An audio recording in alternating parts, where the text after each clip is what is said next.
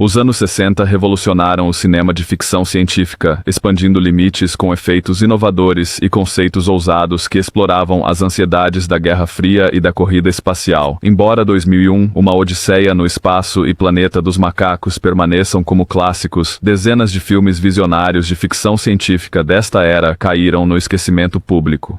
Você sabia que mais técnicas inovadoras de efeitos especiais foram desenvolvidas nesta década do que nos 20 anos anteriores? Que obras-primas esquecidas desta era de ouro poderiam ofuscar até mesmo os espetáculos de CGI de hoje? Vamos contar 15 joias esquecidas. Número 15. O Último Homem na Terra, 1964. Muito antes de The Walking Dead, ou 28 Dias. Depois, esta assombrosa adaptação do romance de Richard Matheson, Eu Sou a Lenda, estabeleceu o modelo para histórias modernas de sobrevivência pós-apocalíptica. Vincent Price estrela como o Dr.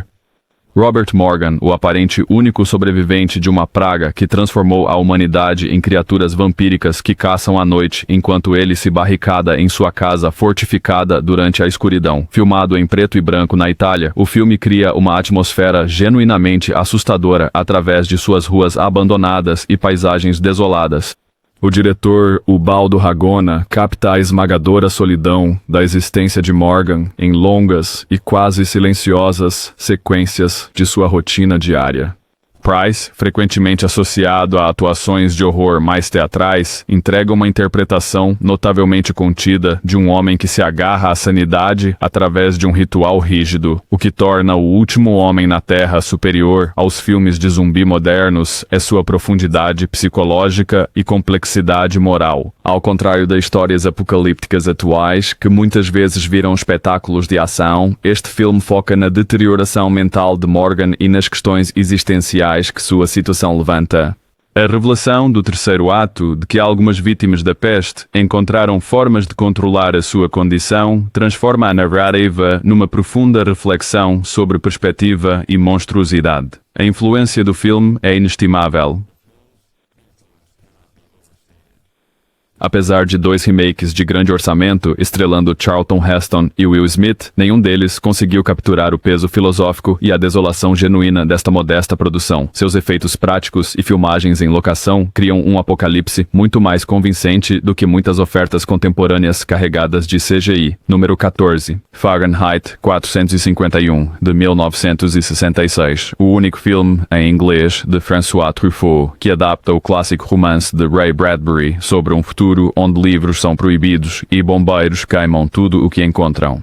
Oscar Werner estrela como Montag, um bombeiro que começa a questionar o seu papel após conhecer Clarice, uma professora que o apresenta ao mundo da literatura. O que diferencia este filme dos filmes distópicos modernos é a recusa de Truffaut em explicar demais a sua sociedade futurista. Em vez de uma construção de mundo expositiva, ele gradualmente revela essa realidade através de detalhes visuais, televisões interativas do tamanho da parede, consumo de pílulas onipresente e contrastes arquitetônicos entre apartamentos estéreis e modernos e casas escondidas cheias de livros. A cinematografia de Nicholas Roeg destaca cores vibrantes, criando uma linguagem visual que expressa os temas do filme melhor que o diálogo. A escalação de Julie Christie em papéis duplos sublinha brilhantemente a exploração do filme sobre dualidade e escolha. Werner entrega uma atuação de notável sutileza, transmitindo a transformação de Montag da conformidade à rebelião através de mínimas mudanças de expressão e postura. A trilha sonora de Bernard Herrmann usa instrumentação incomum para criar uma atmosfera ao mesmo tempo familiar e alienante. As sequências mais poderosas do filme envolvem a queima de livros, filmadas com uma atenção quase documental, que faz cada destruição parecer uma perda genuína, ao contrário das adaptações modernas que frequentemente transformam distopias literárias em veículos de ação. Truffaut mantém o foco de Bradbury nas ideias e na crítica cultural. O aviso do filme sobre uma sociedade que escolhe o entretenimento em vez do saber parece cada vez mais premonitório em nossa era dominada por telas, demonstrando como a ficção científica perspicaz dos anos 60 continua a abordar questões contemporâneas com mais nuance do que muitas obras modernas. Número 13. A Décima Vítima, 1965. Antes de Jogos Vorazes ou Battle Royale, esta estilosa sátira italiana, dirigida por Elio Petri, imaginou um futuro onde era legalizado.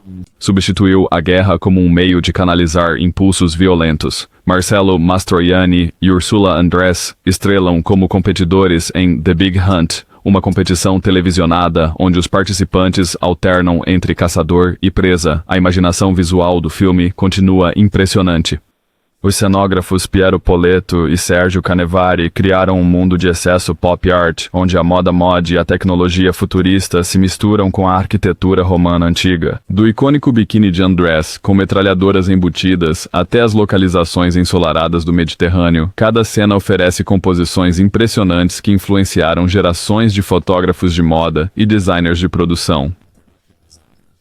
Além de seus prazeres visuais, A Décima Vítima oferece uma crítica social mordaz sobre a manipulação da mídia e a comercialização da violência. Os participantes buscam patrocínios para suas mortes, com um assassinato planejado para promover os produtos de uma empresa de chá.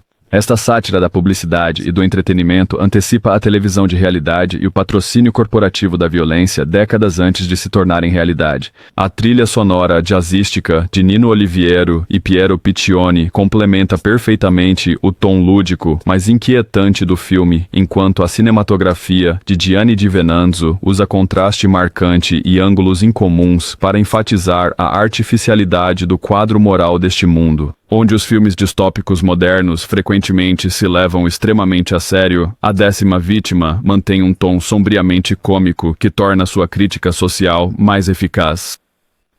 Sua influência pode ser vista em tudo, desde a franquia Austin Powers até O Sobrevivente e Corrida da Morte ano 2000, mas poucos filmes conseguiram igualar seu equilíbrio perfeito de estilo, humor e substância. O diretor Petri cria um mundo que é simultaneamente sedutor e horripilante. Número 12. Viagem ao Outro Lado do Sol, 1969, também lançado como Doppelganger, esta ambiciosa produção britânica de Jerry e Sylvia Anderson combina ficção científica rigorosa com conceitos alucinantes. A história segue um astronauta que viaja para um planeta recém-descoberto no lado exatamente oposto do Sol, apenas para cair e descobrir o que parece ser a Terra. O que torna este filme notável é sua meticulosa atenção aos detalhes técnicos, alcançada através de efeitos práticos que ainda impressionam hoje. Os Andersons trouxeram sua expertise em trabalho com miniaturas para a ação ao vivo, criando lançamentos de espaçonaves e sequências lunares que rivalizam com as de 2001, uma odisseia no espaço a uma fração do custo. A equipe de efeitos especiais de Derek Maddings construiu modelos complexos de espaçonaves com partes mecânicas funcionais, fotografadas com múltiplas passagens para criar iluminação e movimento realistas. O filme explora conceitos científicos fascinantes sobre universos espelho, muito antes de dimensões paralelas se tornarem um clichê de ficção científica. Em vez de usar o conceito para sequências de ação simples, o roteiro examina cuidadosamente as implicações psicológicas e filosóficas de descobrir seu eu espelho. A revelação gradual da verdade, através de pistas sutis, cria um envolvimento intelectual genuíno. O diretor Robert Parrish mantém um realismo semelhante ao de um documentário que fundamenta os elementos fantásticos, enquanto o diretor de fotografia John Reed usa iluminação intensa e composições clínicas para estabelecer um mundo onde a ciência se tornou a nova religião. Sherbert Lom e Patrick Wymark entregam atuações de fria autoridade como os comandantes da missão, criando tensão através da pressão institucional em vez de vilania convencional. Ao contrário de muitos blockbusters de ficção científica modernos que sacrificam a plausibilidade científica pelo espetáculo, Viagem ao Outro Lado do Sol demonstra como a criatividade e o artesanato podem criar maravilhas sem abandonar a credibilidade intelectual.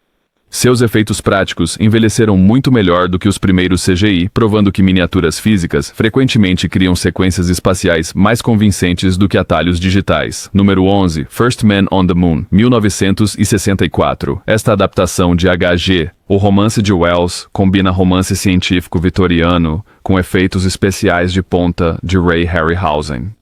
A história segue uma expedição das Nações Unidas à Lua na década de 1960 que descobre evidências de uma visita anterior em 1899, levando ao conto do excêntrico inventor Joseph Cavor, Lionel Jeffries, e seu material antigravitacional, Cavorite, que possibilitou a primeira viagem lunar.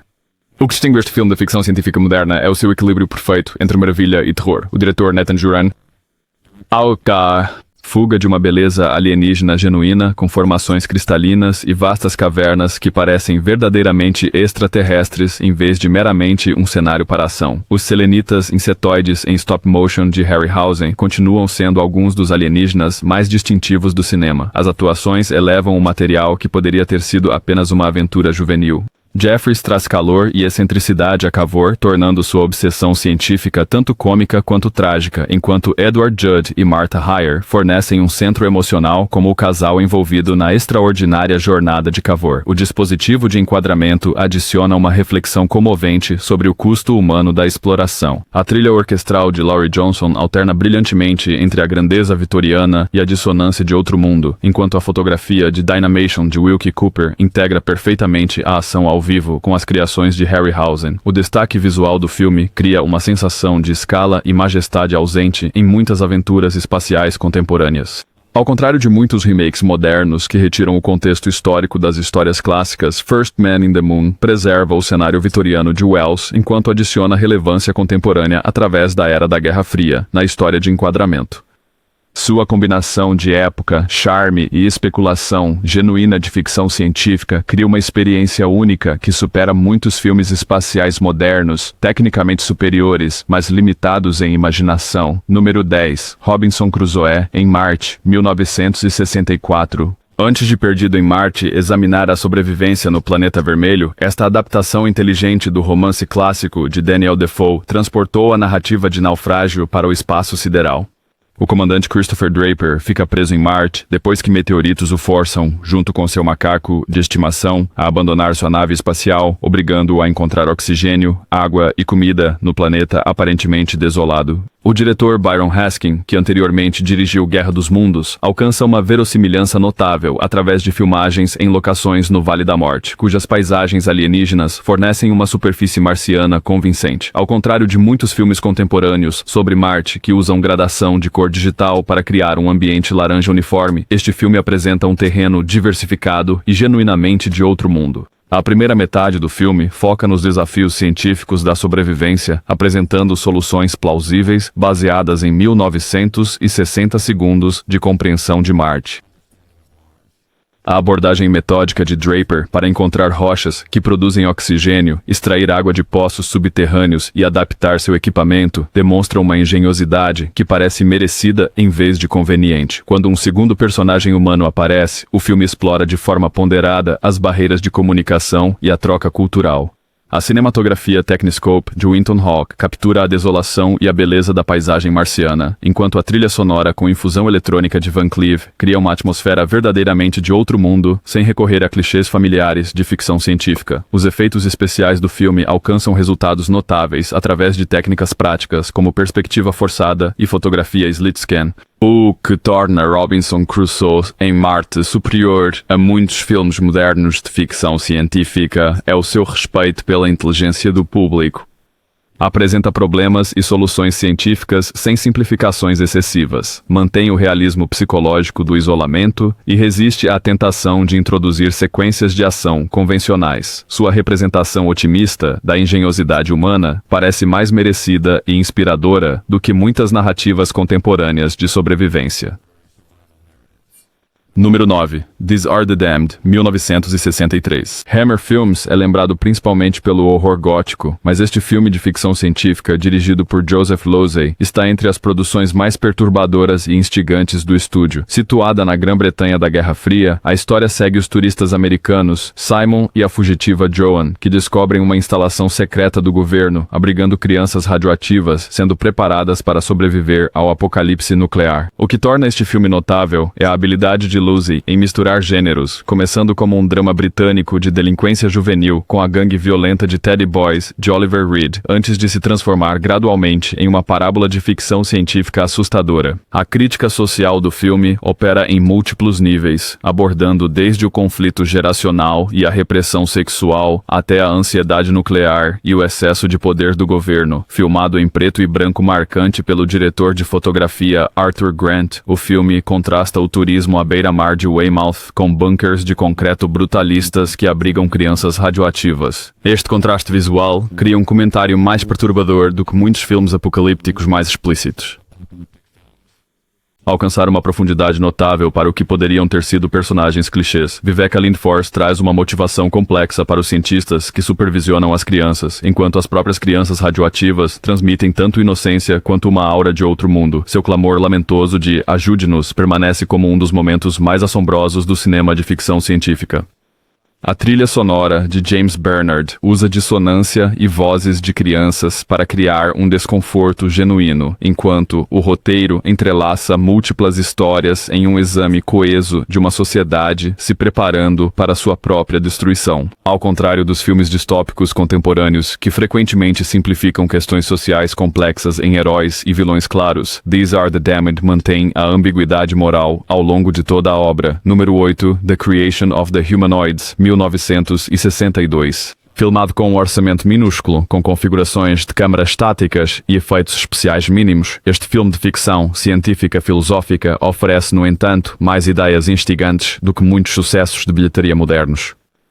Ambientada após a guerra nuclear ter dizimado a população da Terra, a história explora uma sociedade onde robôs cada vez mais sofisticados são criados para realizar trabalhos necessários, apesar da crescente oposição da organização anti-robôs à ordem da carne e do sangue. O que torna este filme excepcional é seu compromisso em explorar questões éticas, em vez de sequências de ação. O diretor Wesley Berry dedica um tempo considerável na tela a debates filosóficos sobre o que constitui a humanidade, a natureza da consciência e a ética de criar vida artificial. Essas cenas antecipam discussões semelhantes em Blade Runner, Westworld e Ex Machina, mas frequentemente com maior nuance e menos concessões às demandas comerciais. Don McGuern traz rigidez militar ao papel de Kenneth Kragus, um líder no movimento anti-robô, cujos preconceitos são desafiados quando descobre o relacionamento de sua irmã com um humanoide. A revelação gradual das verdadeiras capacidades do humanoide cria uma ficção científica genuinamente instigante que questiona os limites entre a vida natural e artificial. A cinematografia de Hal Moore faz Virtue of Necessity usando iluminação teatral para criar composições marcantes apesar do movimento limitado da câmera. A maquiagem dos humanoides cria seres inquietantes que evitam tanto a fofura de robôs como R2-D2 quanto a abordagem óbvia de humanos em trajes de muitas produções contemporâneas. Embora falte o espetáculo visual da ficção científica moderna, a criação dos humanoides demonstra como a narrativa impulsionada por ideias pode criar um impacto mais duradouro do que os efeitos especiais. Suas questões centrais sobre inteligência artificial e identidade humana tornaram-se ainda mais relevantes em nossa era de rápido avanço da IA, provando que a especulação ponderada pode envelhecer melhor do que a inovação técnica. Número 7, Alphaville, 1965. O filme noir de ficção científica de Jean-Luc Godard segue o agente secreto Lemmy Caution enquanto ele se infiltra em Alphaville, uma cidade distópica controlada por um computador tirânico chamado Alpha 60 que baniu a emoção e o individualismo. Sua missão de destruir o computador se complica quando ele se apaixona por Natasha, a filha do criador de Alphaville. O que torna Alphaville revolucionário é a rejeição de Godard aos adornos futuristas convencionais. Em vez de construir cenários elaborados, ele filmou na Paris contemporânea, usando arquitetura moderna, blocos habitacionais brutalistas e escritórios corporativos para criar sua distopia. Essa abordagem demonstra como a inovação conceitual pode criar ficção especulativa mais eficaz do que o espetáculo técnico. O estilo visual do filme combina a estética do film noir com técnicas vanguardistas. A cinematografia em preto e branco, de alto contraste de Raoul Coutard, cria composições sombrias dignas de Fritz Lang, enquanto os cortes abruptos de Godard e os padrões de edição desorientadores refletem a fragmentação da humanidade sob o domínio do Alpha 60. O computador em si é representado apenas por uma luz pulsante e uma voz gutural, criando uma presença mais inquietante do que muitos vilões de inteligência artificial elaboradamente visualizados.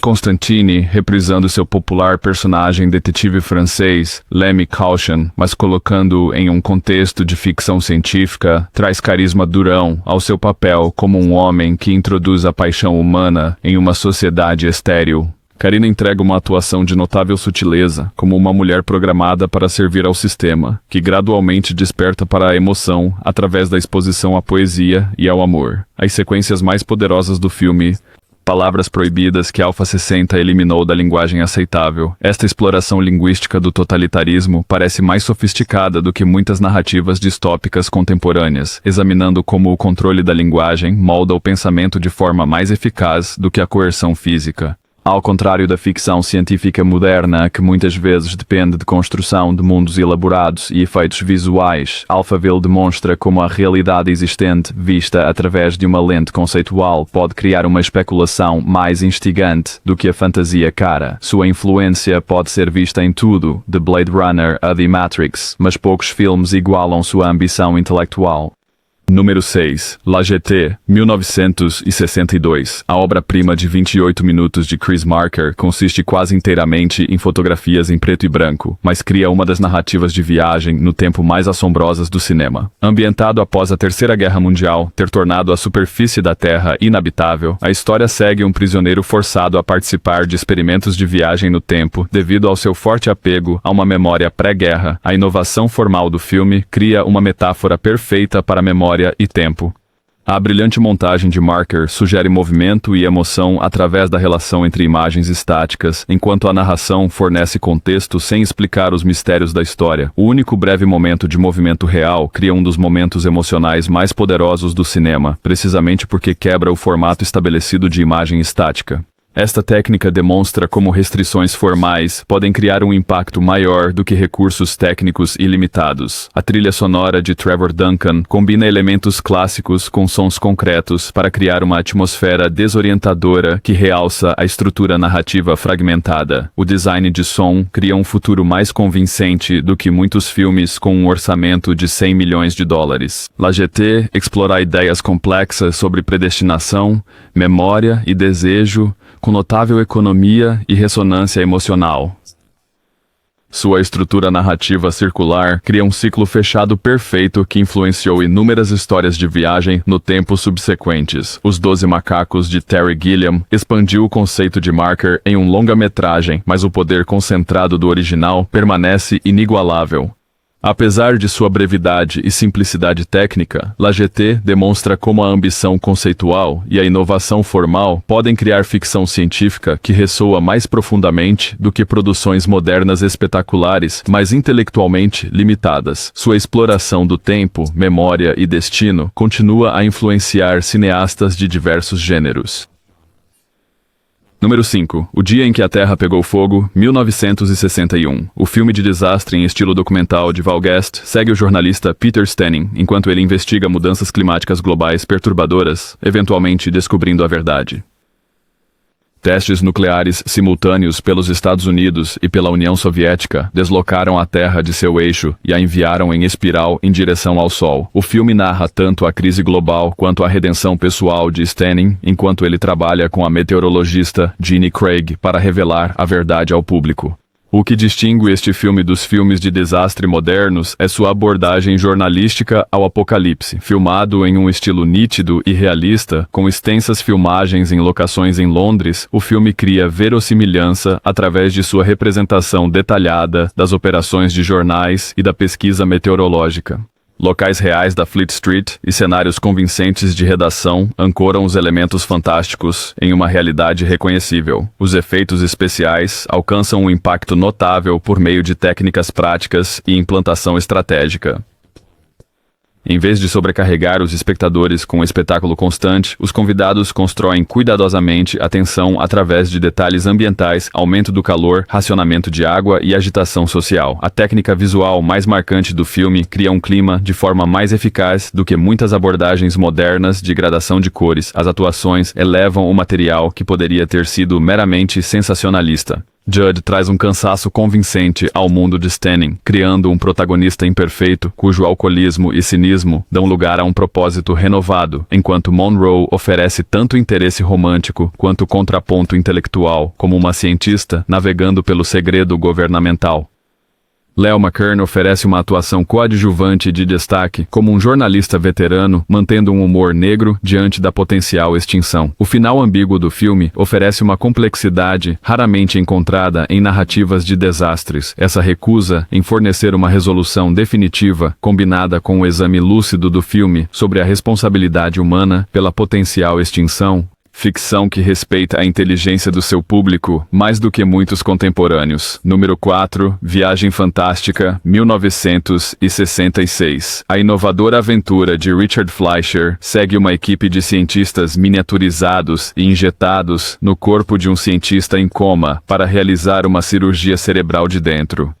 Com apenas 60 minutos antes de voltarem ao tamanho normal, a equipe deve navegar pelo sistema circulatório humano em seu submarino microscópico, enquanto enfrenta tanto anticorpos naturais quanto um possível sabotador entre eles. Os efeitos especiais revolucionários do filme se mantêm surpreendentemente bem em comparação com o CGI moderno. Os diretores de arte, Jack Martin Smith e Dale Hennessey, criaram cenários práticos massivos representando o interior do corpo humano, usando técnicas engenhosas, como óleos coloridos flutuantes em tanques para representar o plasma e construindo enormes modelos físicos de órgãos e vasos sanguíneos. Esses ambientes tangíveis criam uma sensação de presença física genuína que muitas criações digitais não têm. A cinematografia de Ernest Laszlo usa cores vibrantes e perspectivas incomuns para transformar a biologia humana em paisagens surreais, enquanto o compositor Leonard Rosenman cria uma trilha sonora atmosférica que realça o encanto e o perigo desta exploração do espaço interior. A pesquisa da equipe de design de produção com ilustradores médicos resultou em ambientes anatômicos que equilibram precisão científica com interpretação artística. O elenco estelar eleva o conceito de alto nível. Stephen Boyd oferece heroísmo estoico como o agente de segurança Grant, enquanto Raquel Welch traz tanto glamour quanto credibilidade científica ao seu papel como assistente técnica Cora. Donald Pleasence cria uma ameaça sutil como o potencialmente traiçoeiro Dr. Michaels, enquanto Arthur Kennedy e William Redfield completam a equipe com personalidades distintas. A interpretação de Edmund O'Brien como o General Carter fundamenta os elementos fantásticos através de sua abordagem militar direta à missão. O que torna Viagem Fantástica superior a muitos filmes modernos de ficção científica é seu compromisso em tornar os conceitos científicos tanto compreensíveis quanto visualmente deslumbrantes. Em vez de usar jargões como mera decoração tecnológica, o filme demonstra um interesse genuíno em explicar processos biológicos enquanto encontra potencial dramático em desafios científicos, como navegar por glóbulos brancos ou sobreviver a uma parada cardíaca. O resultado é um entretenimento que respeita a inteligência do público enquanto oferece visuais espetaculares que continuam a inspirar cineastas décadas depois. Número 3, Seconds, 1966. A obra-prima paranoica de John Frankenheimer segue Arthur Hamilton, um banqueiro insatisfeito que recebe a chance de uma nova vida através de uma organização misteriosa chamada A Companhia. Após fingir sua morte, ele recebe um novo rosto e identidade como Tony Wilson, um artista de sucesso vivendo em Malibu. No entanto, seu renascimento se revela mais psicologicamente complicado do que o esperado, levando a uma descida à desilusão e ao horror. O que torna Seconds excepcional é a fotografia expressionista em preto e branco do diretor de fotografia James Wong Howe, que utiliza lentes grande-angulares distorcidas, perspectivas desorientadoras e composições repletas de sombras para criar um verdadeiro desconforto psicológico. A sequência de abertura cria um horror corporal mais perturbador através da sugestão do que muitos filmes modernos conseguem com gore explícito. Rock Hudson oferece a melhor atuação dramática de sua carreira, como o renascido Hamilton dividido por Wilson, capturando o pavor existencial de um homem que descobre que a transformação física não pode apagar o vazio interno. A escolha de Hudson adiciona um subtexto comovente à sua interpretação de alguém que tenta, sem sucesso, viver como outra pessoa. A trilha sonora modernista de Jerry Goldsmith realça a atmosfera de medo crescente do filme, enquanto o roteiro de Louis John Carlino cria uma estrutura perfeita de 3 atos, traçando a jornada de Hamilton, da insatisfação, através de uma aparente libertação, até o horror final. A sequência da colheita de vinho proporciona um alívio momentâneo antes que as paredes se fechem novamente. Ao contrário da ficção científica moderna, que muitas vezes simplifica temas complexos para consumo em massa, Seconds mantém a ambiguidade moral e filosófica ao longo do filme. A empresa não é retratada como simplesmente má, mas como atendendo a uma demanda genuína do mercado por fuga da conformidade. A acusação do filme contra o materialismo vazio e as soluções para a crise de meia-idade parece ainda mais relevante hoje, tornando sua exploração de identidade e vida autêntica mais sofisticada do que muitas contemporâneas. Cobrindo território semelhante. Número 2. Quatermass and the Pit, 1967. Lançado na América como 5 Million Years to Earth, esta produção da Hammer Films representa o auge da série Quatermass, criada por Nigel Kneale. Quando trabalhadores que estão ampliando o metrô de Londres descobrem fósseis aparentes e um objeto de outro mundo, o cientista Bernard Quatermass investiga, gradualmente descobrindo evidências de que visitantes alienígenas influenciaram a evolução humana e implantaram habilidades psíquicas que ainda se manifestam como memória racial. O que torna este filme notável é como ele constrói sua premissa fantástica através de uma investigação científica metódica, em vez de espetáculo. O diretor Roy Ward Baker cria uma tensão crescente através da descoberta gradual de evidências, com cada descoberta levando logicamente à próxima revelação. Essa abordagem cria um desconforto mais genuíno do que muitas produções modernas impulsionadas por efeitos. Os efeitos práticos do filme alcançam um impacto notável através de uma implantação estratégica. A nave espacial marciana torna-se cada vez mais ameaçadora à medida que sua influência cresce, enquanto os vislumbres dos alienígenas insetoides preservados criam um verdadeiro terror de outro mundo. A sequência climática atinge uma escala apocalíptica através de técnicas ópticas simples, mas eficazes. As atuações fundamentam os elementos fantásticos em uma realidade convincente. Keir traz uma inteligência autoritária a Quatermass, fazendo a exposição científica parecer urgente e natural, enquanto James Donald oferece o contraponto perfeito como o arqueólogo mais cauteloso, Dr. Ronay. Barbara Shelley transcende o papel típico de glamour da Hammer como a sensível Barbara Judd, enquanto Julian Glover personifica a mentalidade estreita militar como o Coronel Breen. O que eleva Quatermass and the Pit acima de muitos filmes de ficção científica modernos é sua ambição intelectual. O roteiro de Kneale explora a teoria da evolução, a memória racial, as origens de conceitos religiosos como demônios e inferno e a base genética para a violência humana. Sua sugestão de que o potencial humano, tanto para habilidades psíquicas quanto para o ódio destrutivo, pode ter origens extraterrestres, cria uma ficção científica mais instigante do que muitas obras contemporâneas tecnicamente superiores, mas conceitualmente limitadas. Número 1. O Rosto de Outro, 1966. A obra-prima assombrosa de Hiroshi Teshigahara explora a identidade, alienação e limites morais através da história de um empresário cujo rosto é gravemente desfigurado em um acidente industrial. Um psiquiatra lhe fornece uma máscara incrivelmente realista que não apenas restaura sua aparência, mas lhe concede uma nova identidade. O que torna este drama psicológico de ficção científica japonês extraordinário é a sua perfeita integração de técnicas experimentais com profundidade filosófica. O diretor de fotografia Hiroshi Sagawa cria composições visuais impressionantes que externalizam a identidade fragmentada do protagonista usando espelhos, telas divididas e enquadramentos arquitetônicos para sugerir um eu fragmentado. Os quartos brancos clínicos do consultório do psiquiatra contrastam com paisagens urbanas sombrias, criando metáforas visuais para a jornada do protagonista entre a solução médica e a dissolução moral. O design de produção do filme por Masao Yamazaki e Arata Isozaki funde surrealismo com precisão clínica.